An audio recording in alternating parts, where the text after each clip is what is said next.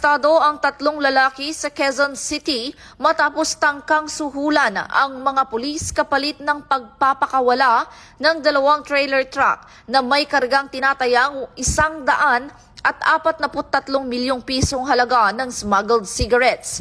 Ayon sa PNP Highway Patrol Group, unang naharang ang 2 truck noong Miyerkules dahil sa traffic violation.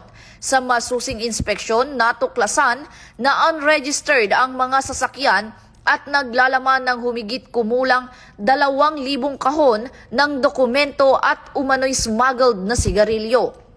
Sinabi ni HPG Director Police Brigadier General Hansel Marantan na galing ang mga kargamento sa Buwan, Batangas at patungo sana sa Valenzuela area.